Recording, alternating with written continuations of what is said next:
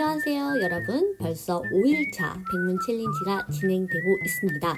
오늘 보신 지문이 우리가 여태까지 배웠던 지문 중에 가장 어려운 지문 중에 하나인데요. 어려운 지문이라고 해서 포기하지 말고 그럴 때일수록 더 과감하게 크게 읽는다. 어쨌든 가장 중요한 키워드 나도 뽑아낸다 라는 전략으로 독해를 해주시고요. 해설 강의를 듣고 최대한 이해해보고 문장 독해를 제대로 해보겠다라는 생각으로 꼼꼼하게 정리를 좀 해주시기 바랍니다. 어려운 지문이라고 해서 자꾸 도망가 버릇하게 되면요, 결과적으로 여러분들 실력이 향상되기가 굉장히 어렵습니다. 어려운 지문일수록 여러분들께서 마주하셔야 되고 그 어려운 이유를 찾아서 극복을 해주시는 게 굉장히 중요하다는 거 강조드리도록 하겠습니다. 자, 그럼 지금부터 한번 시작해 보도록 하겠습니다.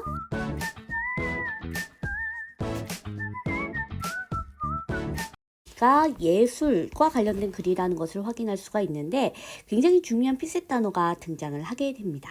자, 순수한 예술적 가치 이외의 다른 가치들은 논외로 하는 것이 일반적이다 하면서 즉 했는데, 즉이라고 하는 것은 중요하기 때문에 다시 풀어 쓰는 거라고 말씀을 드렸죠.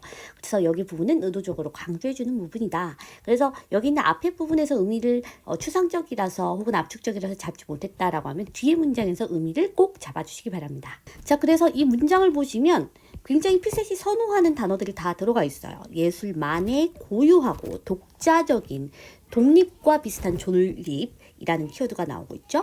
그래서 예술만의 고유하고 독자적인 존립을 인정하고 간섭을 거부하는 인식이 보편화되어 있다라고 이야기해주고 있어서 이 문장이 굉장히 중요한, 굉장히 힘을 주고 있는 그러한 문장이라는 것을 확인하실 수가 있겠습니다. 자, 그래서 이러한 인식을 대변하는 이론 중에 하나가 바로 체계 이론 미학이다 라고 이야기를 해주고 있고, 자, 그 다음 문장을 보시면 체계 이론에 대해서 설명을 해주면서 사람이 나옵니다. 이 체계 이론이라는 것은 루만에 의해서 개척이 됐는데 다시 한번 또 나와요. 이건 예술만의 이야기가 아니라 이제 사회 전체 각각의 영역이 고유하다, 자립성을 확보하면서 분리 독립되는 과정을 분석하는데, 이것을 이제 미학에다가 적용을 해서 예술 역시도 독자적이고 그리고 하나의 분리된 체계로 보는 것, 그게 바로 체계 이론 미학이라는 것이죠. 그래서 여기에서 두 가지를 구분하셔야 돼요. 체계 이론과 체계 이론 미학. 그래서 루만에 의해서 개척된 체계 이론을 이렇게 예술적인 영역, 미학적 영역으로 적용을 한 것이 체계 이론 미학이다 라고 제시를 해주고 있습니다. 자, 근데 어디까지나 이 글은 체계 이론 미학과 관련된 글이고, 예술이 독자적이고 그 다음에 고유하다, 그리고 자립성을 띈다 라는 키워드를 여러분께서 머릿속에 강하게 넣은 상태에서 그 다음 단락으로 넘어가 주셔야 되겠죠. 자, 흥미로운 것은 했는데 우리는 잘 흥미롭지가 않습니다만 의도적으로 강조해 주는 거니까 여기 부분 힘줘서 읽어주셔야 되는데, 우리가 주장형 지문의 두 번째 단락에서 첫 문장을 통해 필자의 문제의식을 제기하는 경우가 많다라는 것을 이미 학습한 바 있습니다. 심화 강의에서. 그래서 2013년 기출 가지고도 연습을 했었고 그 다음에 백문 교재를 통해서도 연습을 했었죠.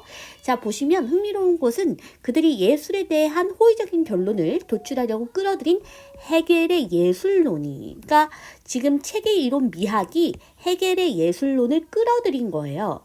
근데 어쨌든 이 헤겔의 예술론을 통해서 자신의 의견을 강화시키고 지지시키려는 것이 아마 체계 이론 미학가들의 입장이었을 텐데, 근데 알고 보니까 헤겔의 예술론이 본래 보면 예술에 대한 부정적인 결론, 즉 예술의 종언 명제로 요약된다라는 점, 그 점이 흥미롭다는 거예요. 그럼 흥미롭다고 하는 이 지점을 사실은 여러분들께서 어느 정도 장악을 하고 시작을 해주셨어야지만 뒤에 부분에 대한 강약 조절도 수월하셨을 것이고 전체의 핵심도 어렵지 않게 잡으실 수 있었을 것 같아요. 다시 정리해 볼게요. 그러니까 어쨌든 체계 이론 미학이 헤겔 예술론을 참고로 끌어들이고 있는데, 그래서 헤겔의 예술론을 통해서 체계 이론 미학의 틀을 강하게 만들려고 했는데, 근데 알고 보니까 헤겔의 예술론은 오히려 예술에 대한 부정적인 결론을 끌어내는 그러한 방향성을 가지고 있다는 거예요. 체계 이론 미학가들은 어땠을까요? 원래는 어떤 의도? 예술에 대한 좋은 결론, 긍정적인 결론을 끌어내고 싶었는데 오히려 해결을 끌어들임으로 해서 뭔가 충돌이 생긴다라는 것이죠. 도대체 왜 예술의 종언이라고 얘기하고 있는 해결의 예술론을 왜 끌어들였느냐? 그래서 따라서 이 명제가 어떻게 예술 옹호론을 위한 실마리로 전용될 수 있느냐. 이 전용이라는 단어 너무 중요하죠. 그래서 다르게 사용됐다라는 거잖아요. 원래는 예술에 대한 부정적인 결론을 도출해 주게 되는 해겔의 예술론을 사용함으로써 어떻게 예술을 옹호하고 예술을 긍정적인 방향으로 서술하게끔 그것을 전용시켰느냐. 그게 궁금하다라고 필자가 문제의식을 제시해주고 있습니다. 사실 이 단락이 제일 중요한 단락이었다고 할 수가 있겠죠. 그럼 그 다음 단락에 보면 해겔 미학을 얘기해주고 있어요. 그럼 굉장히 세부적이죠. 여기 열심히 읽을 필요 있다 없다? 없다. 왜냐하면 지금 우리는 어떻게 이걸 씀으로 해서 긍정적인 결론을 끌어낼 수 있었느냐, 부정적 결론을 가지고 있는 해겔의 예술론을 가지고 어떻게 긍정적인 결론을 이끌어낼 수 있었느냐를 확인하는 것이 우리의 목적이지 해겔의 예술론 자체를 이해하는 게 이 글의 목적이 아니죠. 따라서 해겔의 핵심은 두 가지다라고 하면 그 두 가지를 그냥 빠르게 구조를 먼저 찾고 첫째, 둘째 먼저 구조부터 먼저 확인하고 첫째에서 가장 중요한 거 하나, 둘째에서 가장 중요한 거 하나 빨리빨리 찾고 이 단락은 가장 크게 독해를 해주셔야 되는 단락이라고 할 수가 있겠습니다. 자, 일단 첫째 하는 첫 문장 정도는 정확하게 가져가죠. 왜냐면 가장 센 문장이니까. 예술을 뭐로 봤냐면 이념의 감성적 현현이라고 했대요. 작은 따옴표로 강조하고 있지만 뭔 말인지 모르면 괜히 이런 단어 동그라미 치고 넘어가지 말고 얘를 풀어 써주는 이 부분을 통해서 의미를 잡아주시면 되겠죠.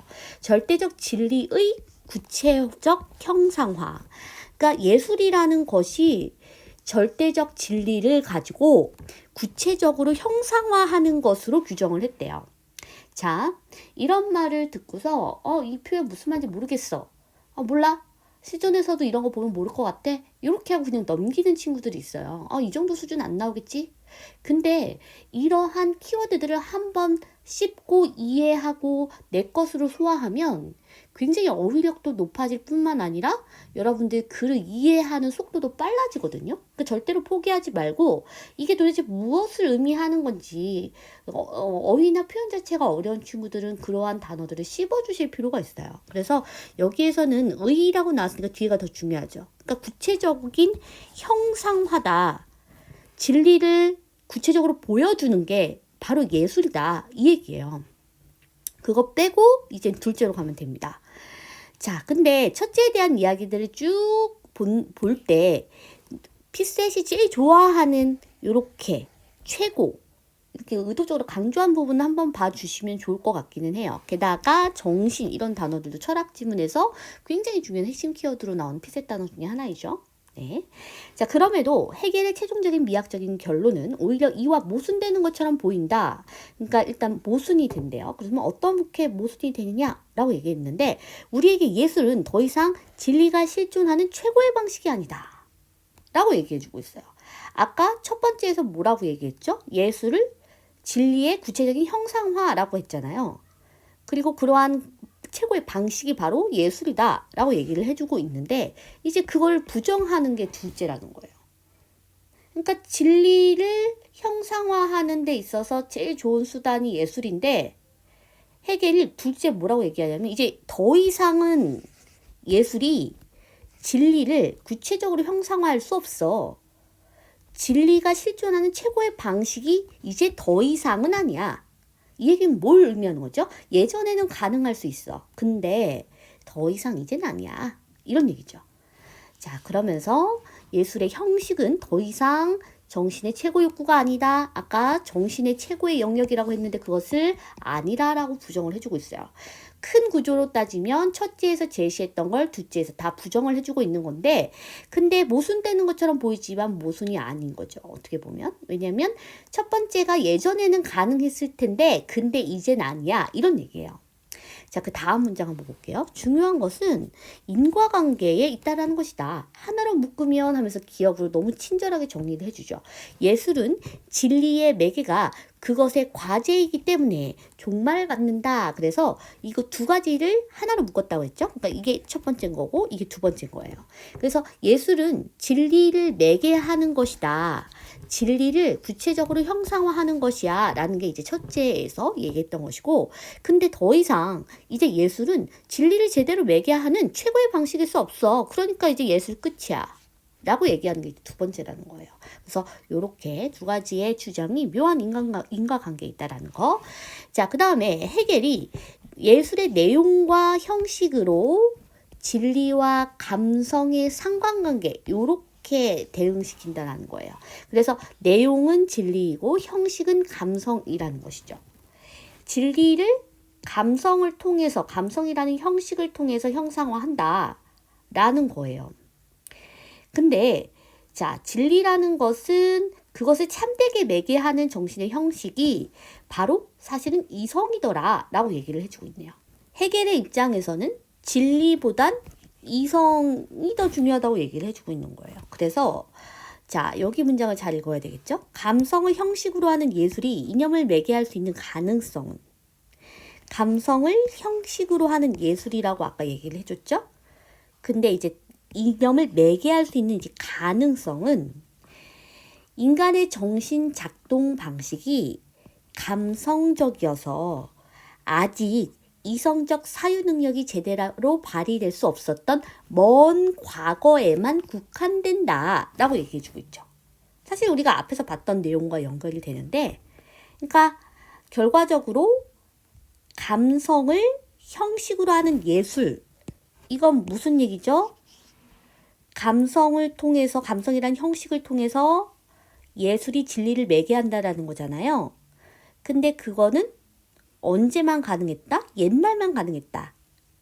어떤 옛날이냐면 이성적인 게 제대로 발휘될 수 없었던 그 옛날에만 감성을 형식으로서 진리를 매개하는 게 가능했다는 얘기예요. 그리고 이제는 예술이 그 역할 못해. 그러니까 예술은 이제 끝났어 라고 해겔은 얘기하는 거죠. 왜냐하면 이제는 예술은 진리를 매개할 수가 없으니까, 왜냐하면 이제 이성의 역할이 강해졌잖아요. 그러니까 그 역할을 이제는 철학이 할 거야 이런 얘기를 해주고 있는 겁니다. 자, 그래서 여기까지가 해겔에 대한 이야기예요. 그렇죠? 여기까지가.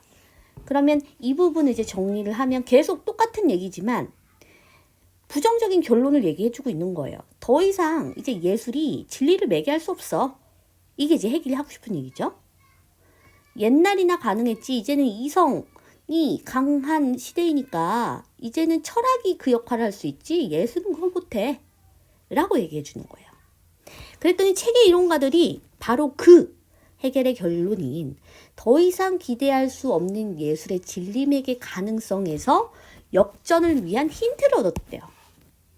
그러니까 예술이 이제 끝났어. 이제 예술은 진리를 매개를 못해 하면서 이제 계속해서 예술은 어떤 것과 관계를 계속 맺었죠? 진리와 관계를 계속 맺었잖아요. 근데 아까 첫 번째 단락에서 체계 이론가들은 어떤 걸 중요하게 생각했습니까? 독자적이고 분리되고 독립된 걸 중요하게 생각했잖아요.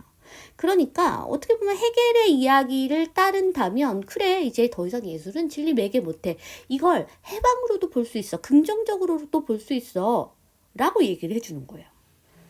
예술은 이제 진리에서부터 퇴출이 됐기 때문에 이제 해방이야. 그러니까 비로소 예술이 된 예술이야. 이제 정말 해방이 됐고 분리 독립됐고 그 다음에 고유하고 독자적인 영역을 형성시킬 수 있기 때문에 오히려 이제야 예술다운 예술을 낼 수 있어 라고 얘기해주고 있는. 자, 그럼에도 불구하고 이러한 체계 이론의 예술 해방 전략에는 그래서 사실 이 해방이라는 키워드가 굉장히 중요하겠죠. 석연찮은 점이 남아있다. 자립성을 인정하면서도 여전히 진리와 예술의 긍정적인 연관을 매력적으로 정당하는 담론을 이야기해서 기대하기 때문이다. 그러니까 예술이 고유한 자립성을 인정한다고 하면서 항상 그것을 설명하는 데 있어서 진리를 얘기한다는 얘기예요. 그러니까 절반의 성공을 로서 설명할 수 있다 라고 이야기를 해주고 있습니다. 이렇게 평가되는 원인은 책의 이론 미학이 헤겔의 미학을 전거로 삼으면서, 그러니까 어쨌든 헤겔 미학은 예술과 진리의 연관성을 가지고 있는 그런 이론이잖아요. 그런 이론을 전거로 삼았다는 것 자체가 완전히 고유하고 독립적인 것을 설명하는 그런 큰 방향성에서는 맞지가 않다는 거예요.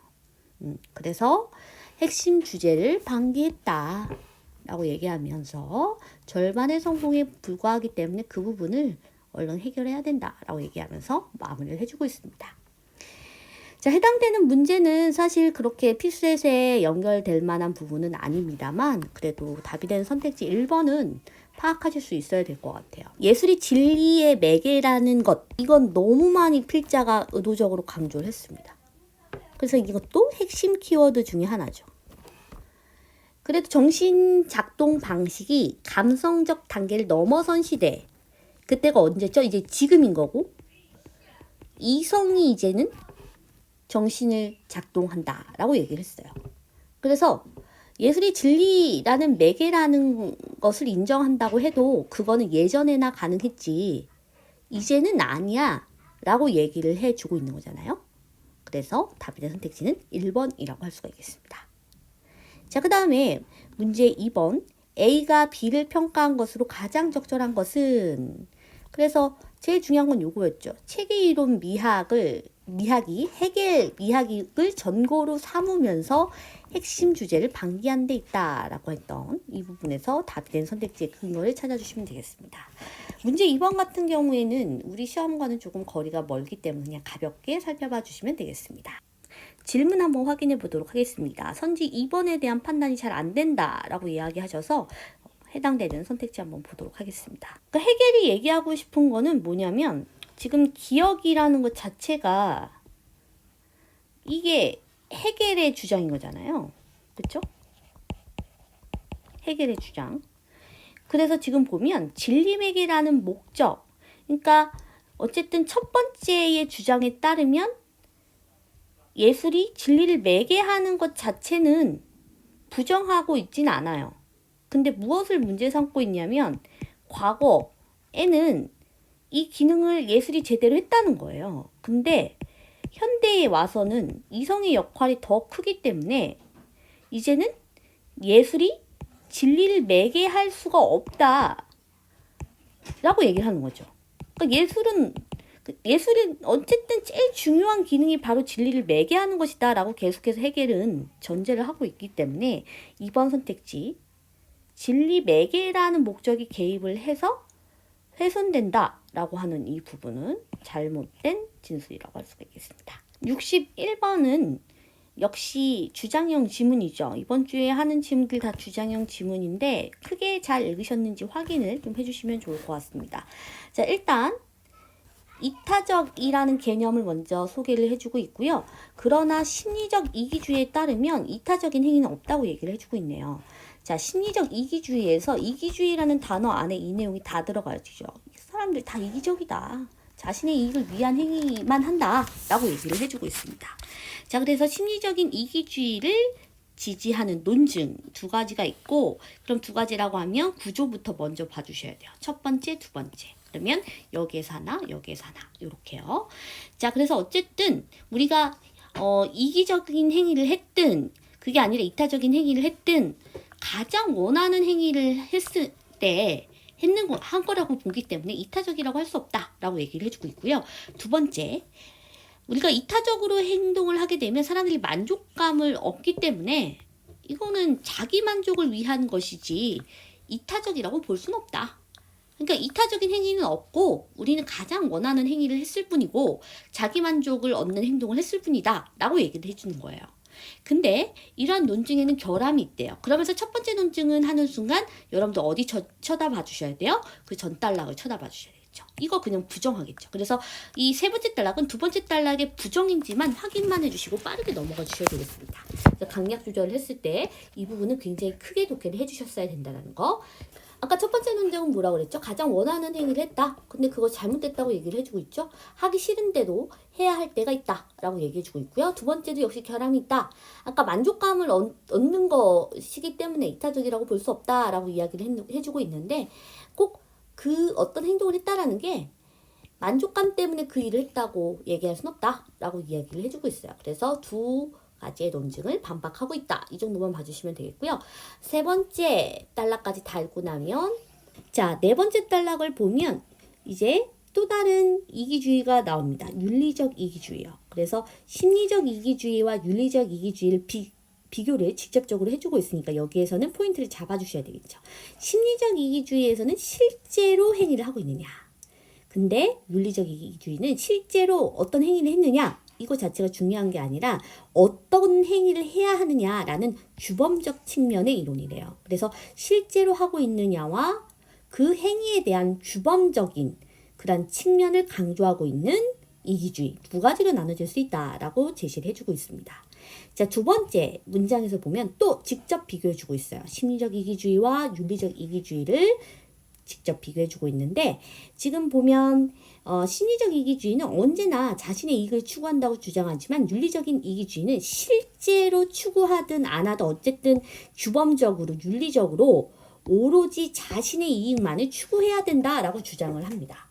그러니까 어떤 행동을 정말 실제적으로 내가 이익을 가질 수 있는 그런 행위를 실제로 했느냐 안 했냐가 중요한 게 아니라 어쨌든 우리는 그 방향성이 나의 이익을 추구하는 그 방향성을 가져야 된다는 거예요. 그래서 그 뒤에도 또 그 얘기가 나왔죠. 실제로 어떻게 행동하고 있는지와 상관없이 이익이 되는 것을 해야 된다. 그게 의무다 라고 이야기를 해주고 있죠. 자, 그렇다고 해서 했으니까 좀 다른 이야기가 나옵니다. 그래서 윤리적 이기주의에 대해서 구체적으로 얘기를 해주고 있지만 사실 여기 부분이 비교 포인트라서 피셋이라는 여기가 상위 정보이고 여기서 답이 되는 선택지가 나올 가능성이 크겠죠. 상위 정보이고 여기가 핵심이고 가장 중요한 게 먼저 잡혔다면 나머지 부분 하나의 단락에서 아직 남았다고 하더라도 여기 부분은 좀 약하게 처리를 해주셔야 돼요. 워낙 센 정보들이 있다면. 왜냐면 하나의 단락에서는 핵심이 하나라고 했었죠. 그래서 가장 중요한 상위 정보를 힘줘서 읽고 여기 정보는 약하게 좀 처리를 해주셔야 되겠습니다.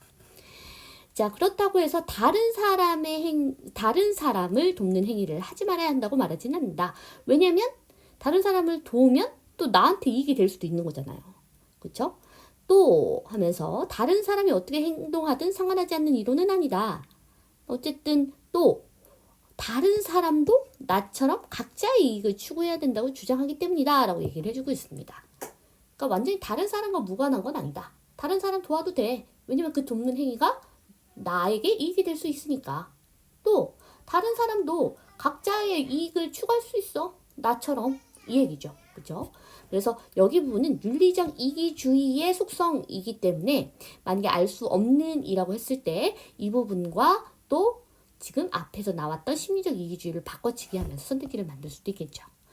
자, 그러나 윤리적인 이기주의는 실천적인 측면과 논리적인 측면에서 모두 심각한 문제점을 낳는다. 먼저 했으니까 여기 부분은 실천적인 측면에서의 문제점이라고 할 수가 있겠고요. 자, 그 다음에 그 다음 단락에서 보면 논리적인 모순과 논리적인 부분에서도 심각한 문제점을 낳는다라고 얘기를 해주고 있습니다. 근데 이 부분부터는 피셋에서는 그렇게 많이 나오는 형식은 아니기 때문에 그냥 가볍게 한번 구조 정도만 확인해 주시면 좋을 것 같습니다. 단락의 앞과 뒤만 읽으셨는지 확인해 주시면 되겠고요. 자, 그 다음에 마지막으로 윤리적인 이기주의는 윤리적 판단은 충분한 이유에 의해서 뒷받침되어야 한다는 윤리 이론의 기본 조건을 만족시키지 못하고 있다. 그래서 어쨌든 간에 윤리라는 단어가 들어가 있잖아요. 그러니까 여기 맨 마지막에 있었던 것처럼 윤리 이론의 기본 조건으로 해야 되는데 그것을 못한다라는 것이 문제다라고 얘기해 주면서 두 가지의 이론 모두 다 한계점을 지니고 있다는 내용으로 마무리를 해주고 있습니다. 자, 그 다음에 선택지 한번 보도록 하겠습니다. 심리적 이기주의 나오고요. 그 다음에 심리적 이기주의와 윤리적 이기주의 모두라고 나왔는데 사실 우리 피셋이었다면 2번 선택지가 굉장히 매력적인 선택지라고 할 수가 있겠습니다. 그래서 일치하지 않는 것이라고 하면 범주와 속성의 바꿔치기가 매력적이게 되는 거고 지금같이 이렇게 일치하는 것, 알 수 있는 것, 추론할 수 있는 것이라고 묻게 되면 그때는 이렇게 모두라고 묶여지는 공통점과 관련된 선택지가 훨씬 더 매력적인 선택지가 된다고 할 수가 있겠습니다. 자, 그 다음에 여기서는 윤리적 이기주의 단독적인 선택지죠. 자, 그 다음에 4번과 5번이 문장 구조가 비슷해요. 그렇다면 이렇게 또 묶을 수가 있겠죠. 2번이 정답이 아니라면 4, 5번을 묶을 수가 있겠고 둘 중에 하나를 선택한다고 하면 어떤 걸 더 강조했었죠? 심리적과 윤리적. 그렇죠? 윤리적 이기주의를 훨씬 더 강조를 했죠. 그래서 윤리적 이기주의와 관련된 4번 선택지를 먼저 보시는 게 훨씬 더 효과적이다라고 할 수가 있겠습니다. 자, 근데 어쨌든 피셋에서는 2번이 훨씬 더 매력적인 선택지니까 2번부터 보게 되면 이 두 가지 모두 의무라는 것은 없다고 생각한다라고 했는데 의무라는 단어를 굉장히 세게 말해줬던 부분이 있습니다. 윤리적 이기주의를 얘기하면서 자신에게 이익이 되는 것을 하는 것이 우리의 의무라고 말한다 라고 해서 의무가 있다 라고 제시를 해주고 있잖아요. 의무라는 단어 자체도 이익이라는 단어 자체도 이기적, 이타적이라는 키워드도 모두 다 피셋 단어입니다. 그래서 이러한 단어들을 다시 한번 정리를 좀 해주시고 사실 이 문장도 굉장히 세요. 이렇다라는 것이 우리의 의무다. 이게 바로 우리의 의무야 라고 강조를 해주고 있는 거거든요. 그래서 사실 의무라는 단어가 피셋 단어라서 이 부분도 힘주어서 읽으셨다고 한다면 2번 선택지도 어렵지 않게 확인하실 수가 있을 거라 생각이 듭니다. 자, 그 다음에 4번 선택지 한번 보도록 하겠습니다. 우리가 실제로 자기 이익을 추구하는 행위를 하지 않는다라고 생각한다. 어쨌든 물론 이 실제로라는 키워드가 심리적 이기주의랑 연결이 되기는 하는데 윤리적 이기주의는 그래서 사람들이 실제로 자기 이익을 추구하는 행위를 하지 않아 이렇게 얘기하는 게 아니라 실제로 자기 이익을 추구하는 행위를 하든지 안 하든지 상관없이 이 얘기거든요. 그래서 아예 하지 않는다 이게 아니에요. 그거랑 상관없어 이 얘기지. 사람들은 실제로 자기 이익을 추구하는 행동을 하지 않아 라고 얘기하는 것은 아닙니다. 그래서 4번 선택지가 매력적인 선택지이긴 합니다만 또 틀렸습니다. 그죠? 자, 답이 되는 선택지는 5번이었습니다. 심리적 이기주의는 이렇게 되어 있네요. 심리적 이기주의는 우리가 자신의 이익을 추구하지 않을 때가 있을 수 있음을 인정하지 않는다. 이 얘기는 뭐예요? 항상 우리가 자신의 이익을 추구한다. 이 얘기잖아요. 그래서 언제나 항상 자신의 이익을 추구한다 라는 것이 심리적 이기주의의 핵심적인 내용이었기 때문에 어렵지 않게 답이 되는 선택지 5번 골라주실 수 있었을 거라 생각이 듭니다. 자, 이렇게 해서 우리 두 지문 확인해 보았고요. 오늘 지문은 조금 어려운 지문들이라서 여러분들의 조금의 정리가 필요할 것 같습니다. 자, 이렇게 해서 마무리하도록 하겠습니다.